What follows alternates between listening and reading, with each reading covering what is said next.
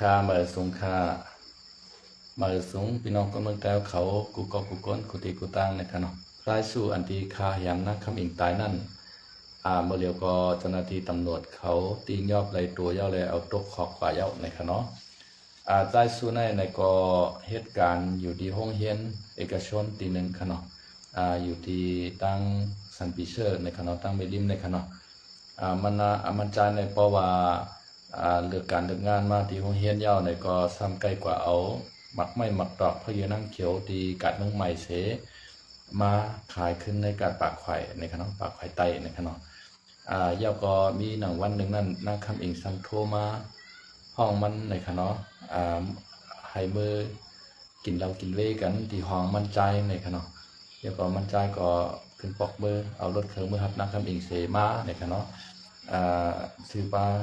เราปลาเวเหอ่อนกันมากกินในคำว่านะพอมากินยาวในก็นั่งในก็ซ้ำมีใจเคยนอนจอมันใจในขณะเคยนอนจอมันใจและกำในมันใจสบามันเป็นกระเทยในขณะมันนำเคยนอนจอมในขณะก็แปลว่ามันเป็นเกย์ในขณะกำในนางนั้นก็เอาเคียนโหในมัดโหมันในขณะมันทำใจลำให้แลขึ้นเงียนคอนั่งนั้นเอาตายกว่าเปียดในขณะนะก็ได้เผยว่านักคำเองได้ตายกว่าเปียดเจ้าเนี่ยมันก็คัดช่อให้ดีๆงามๆขนาดตั้งนอกตั้งในเหขี่รถเคยมือกับตั้งเกงหายออกมือกับตั้งใบสายขนาดมันก็ตันดอดมือในขนาดก็ในเจ้าหน้าที่ตำรวจเขาก็ซ้อมลำตีลำยอบมันตันใดนั่นในคำโคเปียดขนาดก็ในเจ้าหน้าที่เมืองไทยก็แจงมือกับตั้งเมืองมันในขนาดให้เจ้าหน้าที่ปริมาณเขาทิ้งยอบปันในขนาดเจ้าหน้าที่ปริมาณเขาก็ตันตียอบไหลมาในขณะยาวก็ขึ้นมาส่งปันตีปริไทยที่โอโคตาคิเล็กเมษายในขณะยาวก็เปิ้นก็ขึ้นกว่าฮับตัวมันมาปันตัวตามที่เกียงใหม่ในขณะอันจ้อมหนังมันเฮ็ดเช่นนั้นในก็เปิ้นใจมันเฮ็ดนี่ปันขึ้นมดในขณะอันในก็ใจสู้ยาวก็ อันมันว่านางคำอิงในไข่ปันมันอันว่านะมันใจใครอยู่นอกคลามตัวในทหารนะ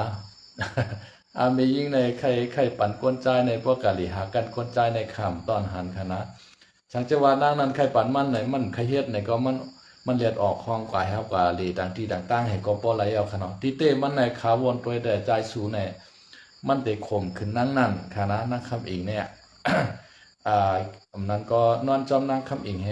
กำเลยนั่งคำเองก็ย้อนกามมันมีเงินปั่นหรือนั่นขนาดเนาะเพราะมีเงินปั่นก็ห้ามเตะพิดกันหม้อกันให้ไหนขยนอคารามตัวในแต่หันนะแต่ว่าไม่ยิ่งเตะกันจันก้นใจป้อใจมหันใจวังมันเป็นไรค่ะพี่น้องเขาขะเนาะอเมียวก้นใจไหนแต่ก็ไม่ยิ่งไปไข่ปันมันว่าไข่เฮียดเอาขนาดนะอเมียวใจก้นใจแล้วนั่นไม่ยิ่งปันก้นใจในป้อเหล่ลำกันลำยอบก็มีตั้งนำตั้งหลายค่ะขนาดมาก็ก้นใจในอายุป้อหา60บอกกับกันจันลูกจันลานใช่ไหนก็ยังมีขนาดนะมันเป็นจังไหนมาก็เฮ็ดปอ10เปิ้นขนาดปอเมมันมีเฮิรนทำหลักนอนจอมลูกสาวเปิ้นในก็ซัมมีเขาในออกกันในกองไปป้อหึงอาจารย์เสือนั่นแหละ อยู่ทางหางโลกในคณะในก็เจ้าหน้าที่ตำรวจเขายอบแล้วขนาดเอาตั้งมีตั้งลูกในขวัญนะอาจารย์เสือในก็กำในลูกเขาเตะไข่กว่าเลในคณะตั้งเมในคณะกำในทำเตะไข่กว่าเลจ้อมนำจ้อมหนองจ้อมอย่างในกว้างตั้งแต่กอดใต้เซในกำในอาจารย์เสือในก็ซ้ำอ่ำไข่ปันกว่าเลยห้ามเขียนอีน้องในอีน้องในก็ห้ามเป็นสาวมาหาลีนั่นขนาดนอกห้ามไรพิษกันหม้อกันที่สังในก็ในเมเขาในกอมย่อมนั่นขนาดนอกกระเจียงตำรวจยก็อาจารย์เสือในก็เลยนอนจอมลุกมันว่าเป็นนี้เป็นในเอาลองความลับตั้งในมันแตกมันขนาดนะเจ้าหน้าที่ตำรวจก็มือตรวจสอบตรวจค้นเฮือนอาจารย์เสือก็ถูกตียอบเอาลูกขอกขนาดในเฮือนอาจารย์เสือในมีป้ากองให้ขนาดกองปวดว่ากองยาวเนี่ยกำในสามีป้ายามา10 เมตรในทวันนะอาจารย์เสือในกรมย่อมฮาวาเป็นของมันว่าเป็นไผ่มาเปียดำหู้ในวันเนาะเป็นเรื่องไหนขวันนะอาจารย์เสือในก็ซ้ำเป็นก้นที่ว่า เฮ็ดปันอาจุนเปิ้นในคณะเฮ็ดปันอาจุนสังจะว่าผู้ใจก็ไหลนั่นก็ผู้หญิงก็ไหลคาไหลโพเนี่ยผู้ใจก็ไหลคาไหลเมเนี่ยมาจูมันเฮ็ดเนี่ยมันเฮ็ดปันติ๊กๆในคณะเพราะว่ามันได้เงินมันก็เฮ็ดปันในคณะในก็ข่าวเมืองไทยขนาดมันมีจดมีเจอันใจชูในวันนั่งคำเองมากันมันว่า มันอ่านใจเอาแล้ว มันบีบคอนางคำอิงตายเพราะเป็นเลือดเป็นยางเชงกันเนาะว่าก็ใจสู้มันกันจันมันข่มขืนกันเนาะมันข่มขืนนางคำอิงยอกก็นางคำอิงในก็ติขัดขืนแหสังสิงนี่ก็เอาฆ่ากันตายเพราะเป็นเลือดเป็นยางเชงในนำในห้องนำขนาดสัมปายล็อกซอไว้ตั้งในแทงยอมก้าไปล็อกซอไว้ตั้งนอกขนาดกวนสังเปเมือกว่าปรันน้อยขนาดมันก็ถูกดีเปลี่ยนขนาดกวนเขาเนี่ยกวนใจเขาเนี่ยก็ถึงขิงหมอกก็รีหมอกเย้าก็ถึงขิงหมากก็รีหมากขนาดว่ากวนใจว่ากวนยิงกวนใจไรเตนะฮอต่อขึ้นเป็นวาวเท่ากว่าเนี่ยมีลุงมีล่างก็ถึงกำเจ้าเก่าเท่าเก๋มาไผ่เตมาเฮ็ดเล่งขนาดนางยิงเขาเอาโผเป็นชาวเท่ากว่าพอถึงกำเจ้าเก่าเกตเท่ากว่าเย้าในไผ่เตมาเฮ็ดเล่งขนาดพอถึงขิงถึงข้าวมันข้าววันว่าแต่กวนเฮาในถูรีไรเตนะฮอต่อเฮิรนกันขนาดเปิ้นว่าไม่10ไม่กวน10กวนในนั้นขนาดนะกวนมือกลัวปอกน่ะเปิ้นมียาคุ้มเปิ้นมียาซ้ำขนาดเปิ้นมีลูกน่ะเป็น9ก้อ10ก้อเป็น6 7ก้อที่ชุดมันน่ะต่ำกว่า4ก้อ5ก้อหากวนมืออุปอกขนาดมีคนมาเหลียวในก้อยขาปอกคาไรโพมปอกคาไรเมขนาดคาไรแต่คาไรของเก่ามาเหลียวเปิ้นเฮ็ดออกมาปลอมนำหนักขนาดนะบาของอังการลักษณะผู้ใจบาของอังการลักษณะผู้หญิงในโทรศัพท์ในนำมาเปิ้นโฆษณามาในขณะพวกเราในพอใจปลอมมันนำหนายาวในก็เตมันในมันเต็มปอกใครไรเอาค่ะเฮียงในมันขานเล่งเขามันน่ะมาก็ในพวกเอาโผมาก็โกญ่าโผอำดีนะมาก็ในพวกเอาเมมาโกญ่าเมอำดีเนี่ยเมยิงกำพองก็ขี้ป้องขี้หลาไหนหลาปัญเจ้าปัญโพก็มีขนาดมันสารพัดสารเพขนาดมันมีเจน่ะกวนใจนำดีก็มีนำหนากวนใจดูดสิ้นลึกว่ากินเหล้าว่าป้อเมหยำเมป้อลูกหยำลูกว่าเนี่ยเอาเปิ้นตกน้ำหูน้ำตานี่ก็นำป้อเปลี่ยนไรได้ให้มันเป็นโพลีเมแป้งกันกับขนาดผู้ยิ่งก็หลุดไหลถ่อมออกความผู้ใจก็หลุดไหลถ่อมออกความผู้ยิ่งเขาเกิดเป็นก้นมาก็ปอกเมมาหกทบกันยันเปว่าเขามีน้ำหยาดตีกันในแลเขาหลุดไหลถูกหมอพ่อความกันนั่นขนาดนะนาเฮิรนจำไก่ม้วนนาเฮิรนจำไก่ขึ้นใหญ่ผู้ยิ่งก็ตั้งหันเกียร์ให้ผู้ใจก็ตั้งหันป้อเห็นในแต่ก็มันหนียากันค่ะมือถือสักปากถือเสียนอันว่านั่นเก่าตบเมื่อตบเก่าให้ไหนมันมีความสุขขนาดเปิ้นห้องว่าคู่เว้นคู่กรรมในถกรรมไทยขนาดกรรมไทยเอาก็ว่าเป็นกูวดกูกรรมกันนั่นขนาดเนาะบ่จัดกว่าในระยามในเป้กินกันมาเฮ็ดกินกันมาจัดในมากก็มาญากันแทงมาเมลานกันแทงเก่าเป้กินไม่เป้กินเก่าให้ไหนนั่นขนาดนะกวนเอาไหนเพราะใครมันมีตังจอดตังซื้อใจขนาดมันโดดอะไรเอาตีหน้าหอต่อเฮิรนกันเฮคนใจก็อย่าไปกะเรียนไม่น้อยไม่นั่งอย่าไปกะกินเหล้าเมายาขนาดอย่าไปกะต่อกะร้องขนาดกะซื้อตามาซื้อตีนเฮ็ดกินการก็ซื้อโยขนาดผู้หญิงก็มันนั้นค่ะปาซื้อตามาซื้อตีนเฮ็ดกินการซื้อโยอย่าไปลักเรียนเพชรเรียนไล่หาแทงผู้ใจต่างก็นั่นมันดีที่สุดเอาค่ะนะพอเขานอกใจกันอยู่ผู้ใจก็นอกใจผู้หญิงก็นอกใจผู้ใจอยู่ให้ไหนแต่ก็นาเฮิรนอันนั้นมันก็เต็มมีความสุขเดี๋ยวก็มันเต็มมีตั้งขึ้นใหญ่ไม่สูงนั่นขนาดเนาะเดี๋ยวก็กวนเฮาคันในก็ถูกดีเลยเป้กินกันค่ะนะมาผู้ใจมาผู้หญิงเพราะว่าเป้กินกันในเผื่อเป้กินกันให้นั้นตาแปดกันเนาะแปดเท้าในต่างก็ต่างกะหาอันมาแท้งนั้นดีที่สุดนั่นขนาดเนาะในก็ข่าวของใจสู่ค่ะเนาะใจสู่ก็เลยทับบททับการอันเจ้าเก่าก่อขึ้นมาเย้าค่ะเนาะก็เจ้าเก่าก่อขึ้นมาปวดกามปานาติปัดในไรคาอาศักเป็นตายคาอาศักเป็นตายอย่าวดในมันตอบเมื่อผีก็มันตอบมันกวนขนมมันก็ตอบไปค่ะเนาะคานักคำอิงตายกว่าเย้าในก็เปิ้นตีไรเปิ้นยอบไรเหเอาตกคอกตกทองตกคอกตกทองกว่าเย้ากว่าทุกข้าอยู่ในทองค่ะเนาะก็อยู่ในคอกในขายินก้นตีเปิ้นยามตกคอกมาในทุกข้าน่ะในเมนคีเมนโยนอนก็อึดอัดหนาก้นในโปรเตียนกะเชงในขณะนะก้นตกคอกตกทองในขณะอันในก็ใจสู้ขนาดไรเอาเปิ้นตายเหถูกเจ้าหน้าที่เขาตียอบมัดเอากระตกคอกเย้าเพราะกระตกคอกเย้าในก็ซ้ำเตกะเสียเวลาเสียข้าวยังเอาคางินจมค่ะพิจารเทียนเฮาในขณะที่เขามาปันเอ็นปันแห้งข้าวยังคำขึ้นลึกขนาดทำกะเสียเวลาเอาคาในคอกในทองแทง2-3 ปี4-5 ปีเมืองไทยในตามอาเปียตั้งพิษในตั้งเบาหรือต่างวันต่างเมืองขนาดเมื่อเจ้าหนังว่า UWSA เขาโก้ก้างเขาที่ในแต่พอข่มขืนเปิ้นเอาเปิ้นตายที่ในแต่ญาตามตายขึ้นขนาดอันนี้กฎหมายว่าเขา UWSA เขาโก้ก้างเขาจะในเพ่งเป้งค่ะนะ ก็เปิดสั่งอะไรมันเพ่งเป้งเนี่ยก็เปิดว่ามันเอาเปิ้นตายแล้วขนาดเพราะว่ามันเอาเปิ้นตายเอาเนี่ยก็เปิ้นก็หลูเอามันตายขึ้น นั่นมันจะใครเพ่งเป้งดีเมืองไทยในกฎหมายมันไปเพราะใครเพ่งเป้งกันเนาะมันเอาเปิ้นตายเอาเหอะเอาตัวคอไปเอา7 ปีก็ปล่อยออกมาขึ้นเนาะแต่ปล่อยออกมันมาให้สั่งกันเนาะย้อนเปิดว่ามันเอาเปิ้นตายเขารู้เปิ้นก็หลูเอามันตายขึ้นน่ะ มันเป็นจังไดกฎหมายว่ากฎหมายปรองกฎหมาย TNLA กูกลางเอาที่ไหนมันเพ่งเปี้ยงนี่นะเพราะว่าเอาเปิ้นตายเอาข่มขึ้นเปิ้นยาวในก็ปันตามตายขึ้น เปิ้นยื้อเป้าอันว่านั้นเปิ้นได้เอาดิกเตรียมไว้เป้าให้ทั้งหน้าทั้งหลังให้ใจก็นั้นนั่งก็ในเฮ็ดอาเปียทางผิดอันนั้นในเปิ้นเอากลางปางให้กวนมาด้วยนำให้ก็เปิ้นยื้อตายไปนั้นขนาดนั้นคนข่มขึ้นเปิ้นคนเอาเปิ้นตายในโดดไรญาจังนั้นเมืองไทยในมันนำเป็นจังนั้นหรอย่อไก่ตกคอให้เฮา7 ปีตามได้ว่า8 ปีนี่ก็ว่าเอาคนตายนี่นะก้อยก็ลดโทษว่าวันอีสังอีสิงวันนั้นวันใดวันไหนไม่บอก7 ปีให้ปล่อยออกมาขึ้นนะพอมาขึ้นมาเฮ็ดลองดีแทงให้นั่นนะย้อนเปิ้นนั่นแหละตังเมืองสิงคโปร์น่ะเปิ้นยอมไรกัญชาในกิโลเหลียวไว้ค่ะว่าเมื่ออาทิตย์ปนในค่ะนะมันเป็นเจ้าพี่น้องเขเก่าค่ะนะเจ้าพี่น้องเขเนี่ยเอากัญชาในเข้าก่อนในเมืองสิงคโปร์ในเจ้าหน้าที่บริตำรวจยอบไรน่ะปันตามตายเขาว่าได้นะกิโลเหลียวไว้น่ะ มันจำน้ำเหมือนเดิมเมืองไทยได้เป็น100 โล1,000 โลในเวลาตัวคอก10 ปี20 ปีมันเป็นนั่นน่ะกฎหมายเมืองไทยเนี่ยมันอ่อนๆขนาดมันเป็นจังได๋ครับพี่น้องเขาลองใจสู้ในขนาดใจสู้ในก็เฮ็ดลองวดลองความยาวในก็ไม่ก็เจ้าหน้าที่เขาเปิ้นติงยอบยาวเจ้าเก่าก็ได้ไล่หับขามขึ้นวดกามอันเจ้าเก่าก็ย่อมกล้าขนาดพอจัดนาปันดินมากูจัดกูปันนั่นได้ไล่เป็นคนอายุปอดในขนาดพระราเป็นเจ้าฮ้อไว้แต่คนอันที่คายามอาศักเปิ้นตายน่ะตาเกิดมาจัดไหลปันไหลก็อายุปอดในขนาดมันจะหนังว่ามังก็ในที่หาเกิดมากไว้พอตายกว่าเย้าก็มีวันแดงในขนาดกำพ้องตึกหาเป็นเหมาเป็นสาวตึกแม่นพ้องดีเท่าดีเปี้ยงตายก็มีขนาดย้อนเปิดสังงานในมือจัดก่อนวันหลังเขาในเขาเอาเปิ้นตายมานั่นขนาดเนาะมันเป็นจังได๋เอาค่ะในก็เป็นข่าวตั้งในเมืองไทยอันดื้อหลังอยู่ยามวันมื้อไหนไอ้ขนาดกับในข่าวตั้งนอกเมืองขนาดเมืองอิสราเอลขนาดเขาก็ยึดไล่ปราสาทเก่าปากปีในขนาด900 ปีเขาตั้งอิสราเอลและตั้งซึก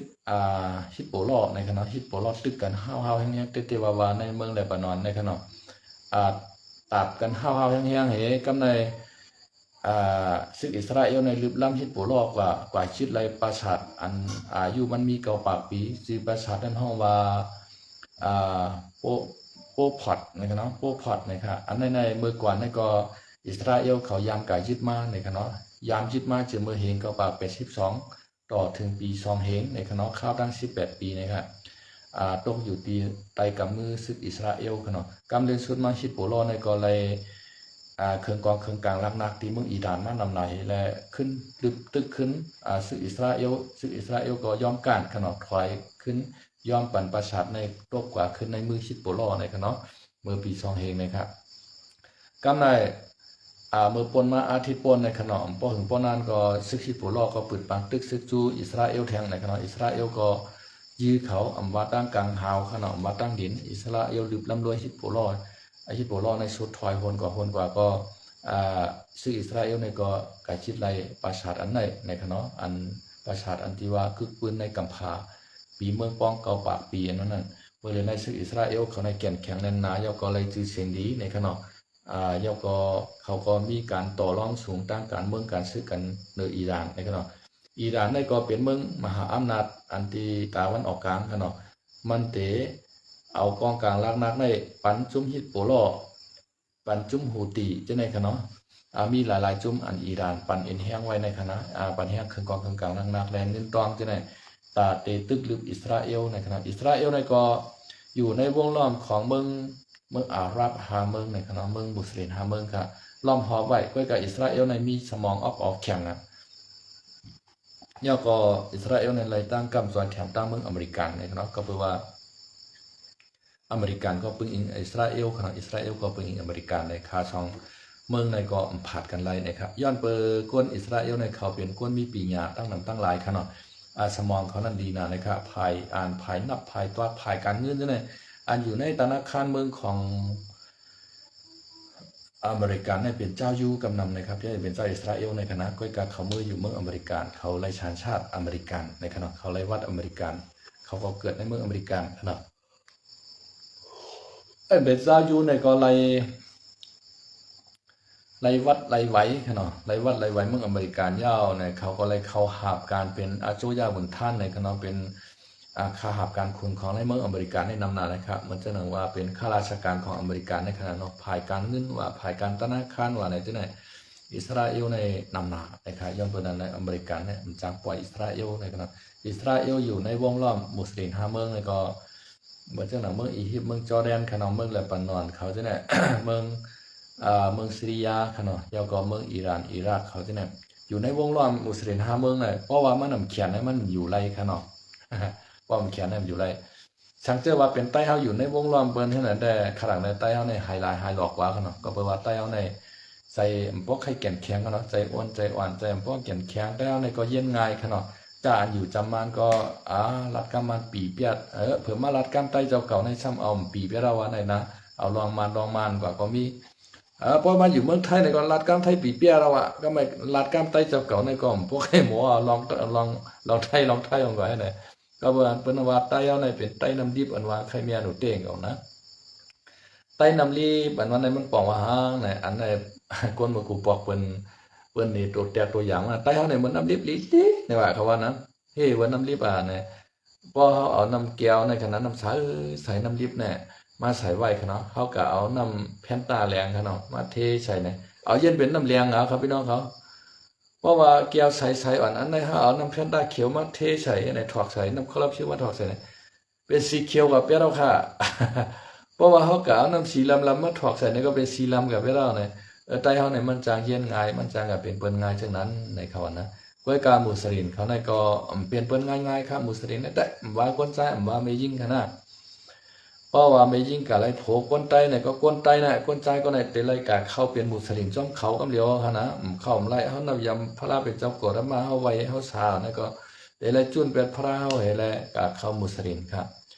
พอเป็นนายยิ่งพุทธภาษาในกาเอาพรมุสลิมในก็ติบไรเปียพระเป็นเจ้าเขาในภาษาในกาเข้าภาษามุสลิมแบบไวปอไวเมียนว่างมีไวพระเขาเมียวเดียวไว้ว่าในโลกาของขังเนี่ยพระเขาในใหญ่เป็นที่สุดใหญ่เป็นที่หนึ่งเนี่ยปอเมเนี่ยใหญ่เป็นพระเป็นเจ้าเนี่ยเต็มไรไวปอเมในคำเดียวเขาในกันนะตั้งพุทธภาษาบาปอเมในกรุงยานาในอนันตาจะอนันตาในบอกว่าอันอมิติสุติเซงนะครับเป็นการปาลีกันเนาะกูนาอนันตานะครับว่ากูนาในเป็นกรุงมุนเกจูกันเนาะอนันตาในอมิติสุติเซงอันอมิติสุติเซงในมีหาเมียวครับว่า1กรุงพาลา2กรุงตะลา3กรุงสังขะ4กรุงปอกรุงเม5กรุงสลาสัมมาในคำนะกรุงพาลาในพระเป็นเจ้าในกูกัมพาและกูพาลาเตปอมามเจ้าในคำว่าตรงยากัมพาว่ากัมพาชุนนั้นว่าในพระเป็นเจ้าปออะไรในคำนะตั้งแต่กัมพาปอออกมาต่อถึงไพ่ไม้กัมพาว่ากัมพาปอลู่เลียวเป็นเผาเตาว่าในอันใดก็พระเป็นเจ้าปออะไรครับว่าตรงยากัมพาเนี่ยนะย่าก็มานตะกัมพาอันนั้นเนี่ย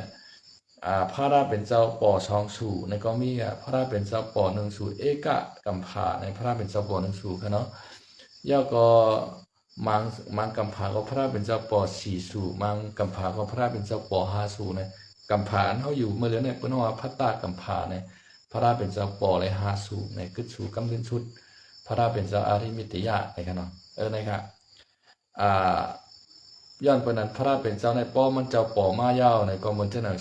ชายวันในออกมาโหลอยกันเนาะชายวันออกมาโหลอยในกะไรเป็นวุบกะไรเป็นวาบกะไรมีตอหลอกกะไรมีลูกไหนเขาหันหมดขณะกะไรมีน้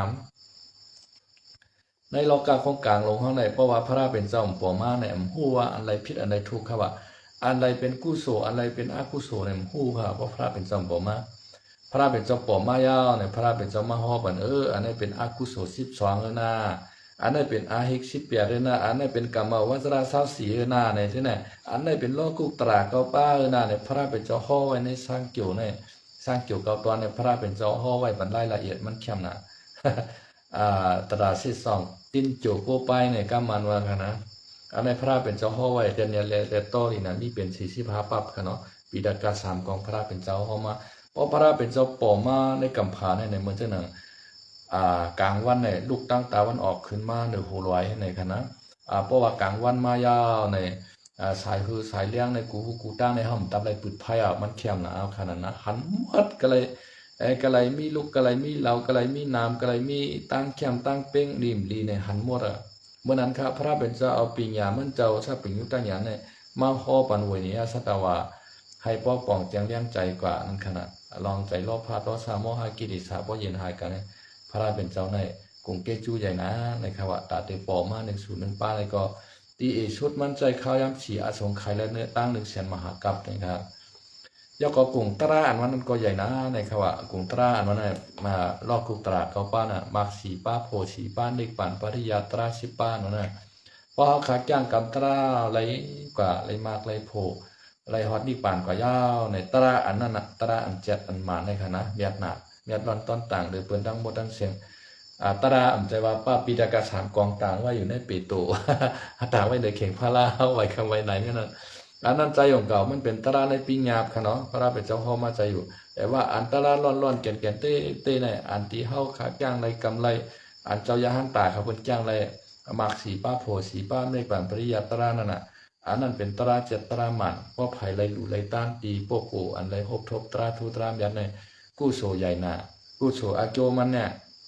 เฮาหลู่ตานบักไม่หยองในอาโจมันเลยตานต้นหยองในคารุพระเป็นเจ้าวาคณะเพราะเขาการดูอันที่โปโกอันนั้นมีศีลมีธรรมอันนั้นมีตราในหัวใจเนี่ยเฮาหลู่ตานต้นไม่หยองในอาโจมันเลยตานหมักไม่หยองกล้วยในขณะมันเหมือนเจ้าหนึ่งจื้อเขาจื้อเขาหวานเขาเนี่ยเฮากับผูกไข่ตีน้ำลีดินไงให้ไหนมันออกเม็ดเหลียวตัวก่อนเม็ดเหลียวเนี่ยออกมาเป็นโกใหญ่ของในหมากโป้งห้องกวนเนี่ยเขามันก็เลยเป็นเป็ดเป็นควายก็ในเขากะเอาข้าวหวานเขาในกะไฉจ้อมหัดใช่ว่าไฉจ้อมลิ้นเลี้ยงอันนี้ออกมาก็ต้นแต่เปลี่ยนดินก็งอเก่งยังไงก็เลยตายกว่าขึ้นมันออกโค้งเหมือนเฮาไหนมันเหมือนนั้นในขวาเฮ็ดตั้งดิกุโซในก็เพราะว่าเฮาคาเลยหรือไรต้านตีโปโกทูโปโกชวนโปโกมุนโปโกเมียดโปโกจะมีตราผู้หันตราทูนั้นกุโซใหญ่นะในยอดปืนนั้นแหละธรรมะกูนออนันตในกรุงเกจุตราในใหญ่นะอันนั้นคณะก็ไม่สังฆากูนออนันตกรุงสังขาเจ้าในก็ใหญ่นาในอันเสือเปิดป้าศาสนามุนคำพระเป็นเจ้าในมีสังขาเจ้าตุกหักตะปีพระเป็นเจ้านั่นคณะเพราะว่ามีสังขาเขาเจ้าไปป้าเพราะในจึงศาสนาพระเป็นเจ้าในก็ยืนหึงยาวไหลในเขาว่าเย้าก็สังขาเจ้าอันนั้นก็อาริยสังขาเจ้าอันที่เปิ้นจ้างดีกำยัดขนอเปิ้นคัดใจเหตุการณ์ปริยัติปฏิบัติขนอใจว่าสังขาเจ้ากากวัดเช่ากากินเหล้ากินเวลเช่นนั้นคณะอันนั้นได้เปิดนับป้าครับเพราะว่ามันกันมันจำผู้ยิ่งก็มันหมดกว่าค่ะวาระของเป็นสังขารของมันค่ะนะเหมือนเจ้าหนังบุญเจ้าเมื่อปีกายปีอ่อนตั้งกรุงเทพตั้งผักกลางที่บนค่ะเนาะญาสีกากอบเอากว่าเป็น12ตัว12ป้านั่นค่ะนะเพราะเป็นเจ้านั้นในมันเข้าป้าในอริยสังขารเจ้าเย้ากาดูต้านเจ้าก็อะไรกุศลอโจมันเอาค่ะเนาะมันเป็นเจ้านั้นกับในมาตาปีตุกุโนอนันตอในกงเกจูปอเมนั่นอย่างนะในปอเมในฮักเขาเจ็บเมื่อเขาอยู่ในตองในปุ่มขนาดเย้าก็ปอเมเขาในขามเจ็บขามหยาบขามผืดเมเขาก็เอาอาซักแรกให้แลเกิดเข้ามาปันขนาดเบี้ยวอันเตพิษดุกวันโกลูกเข้าตรงโกลูกเข้าอยู่มีกินหวานเมียวกัดเนี่ยเมียวไม่เนี่ยเขาให้กินก็คำไล่กินเยื่นเอาปอเขาในก็กะหาเขาหาเงินมาเล่งลุกเล่งล่างหนังเฮือบ่เตก็ใหญ่ก็สูงมาใหญ่มากกาสูงขึ้นมาเนี่ยพอไม่เฮาในลุ่มลาเฮามาตั้งแต่ผาดเป็นมี2นิ้วต่อถึงเฮาปอกก็ใหญ่ในอันในกรุงเกจูใหญ่น่ะตอบแทนกะหือก็เสียงไรในคำว่า2เฮาว่ามาตาปีตุกูเนาะอันนั้นต่อมาตาในปองว่าเป็นแม่เนาะปีตุในกรุงปองว่าเป็นปอกูเนาะอันนั้นต่อในปองว่ากรุงเกจูเขาเจ้านั้นใหญ่หนักนะครับก็เลยเทียบป้าหนึ่งในกรุงสระสัมมาเนาะอาสาริยากุโนอนันโตในกรุงสลาสมาในก็ใหญ่หนาย้อนเปว่ามีสลาสมาในเฮาหมออ่านดิกสวนดิกูเจกูเมียวอีสังก็ยาวในเมืองกวนในแต่ไรมีสลาค่ะนะป้อมมีสลามันหมอกวนเฮเมรถเมกาค่ะเนาะกวนเมโทรศัพท์เมรถเมกาว่าเฮ็ดเครื่องบินว่าจะได้เขาแต่ไรมีสลาเขาสอนบันเขาล้อนขนาดแต่ติคงออกเฮ็ดออกมากล้วยเนี่ยมันเฮ็ดออกมาอะไรกำอีได้ขนาดมันไปเฮ็ดได้กำเดียว คนเฮ็ดรถเฮ็ดการเนี่ยเฮาได้เฮ็ดอะไรมากำอิดกำออดกำอิดกำออดเลยค่ะตาที่เฮ็ดรถเฮ็ดการอะไรออกมาเขี้ยมห้องอ่ะหืนๆกับเดี๋ยวในมันเฮ็ดไรค่ะกาดด้วยขึ้นค่ะซึกปืนอันที่เปิ้นติดใจเฮ็ดรถเฮ็ดการออกมาตั้งบนชุดมาเอามาสเตรทเป็นอันนั้นค่ะนะก็อันเฮ็ดรถเฮ็ดการออกมาอันตั้งบนชุดเนี่ยสีห้องว่ามาสเตรทเป็นค่ะนะจองลายเปิ้นห้องว่ารถเป็นอันนั้นก็นั้นในเฮ็ดออกเมื่อเตมันเฮ็ดออกรถถีบอันเฮ็ดรถถีบ3ล้อนี่เอาเครื่องโยนออกมาใส่กว่าอะไรเขาแค่ครับกำนึงสุดมาโคออกเฮ็ดมาเนี่ยต่อถึงบ่เป็นกาอะไรนั่นขนาดนะกำไรก็อันตั้งดังอันที่เฮ็ดมาวันโมเดลในอันหมอเฮ็ดรถเฮ็ดกาเนี่ยแต่ละมีฉลาดร้อนๆค่ะเพราะฉลามสอนบันเขาหมอย้อนเปิ้นอันใดกรุงเทพสุสราในใหญ่นะเนี่ยอาสาริยะในบอกว่าเป็นฉลาดกูน้องอันนั้นต่อบอกว่ากรุงเทพจูเขาในใหญ่นาในนั้นขนาดนะมันเป็นจังไหนเฮาคากอถูกลีไลลืมกรุงเทพจูหาตนหาปลาในขนาดเพราะว่าในพุทธภาษาเนี่ยหาปลาในกรุงใหญ่ที่สุดในกรุงพระกรุงตรากรุงสังขากรุงปอกรุงเมกรุงสราชมาในขนาดในหาปลาในใหญ่นะเพราะเอาศาสนามุสลิมว่ามีปลาเดี๋ยวไว้พาราเฮาในใหญ่เลยเป็นสุดในขนาดพระเจ้าอันล่อนั่นขนาดพระเจ้าอันล่อ